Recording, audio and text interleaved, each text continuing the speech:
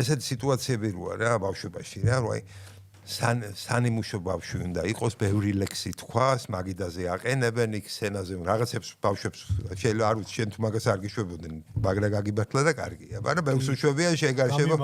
ხო, მაგრამ რომ ეს ანუ აი აღმოაჩენ რომ აი შიში არის იმ 5 წლის შეშინებული ბავშვის, რომ სახე არ დაკარგოს. ის ბავშვი არცად არ წავიდა.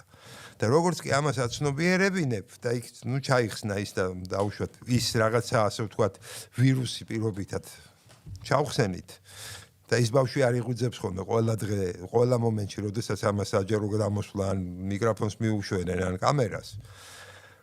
რა ხდება? აღმოჩნდება, რომ ეს ადამიანი ხდება უფრო კომუნიკაბელური, უფრო წარმატებული რაღაცებს ცხოვრების სტილი ეცვლებს. სვანერი ხდება რა. ხო?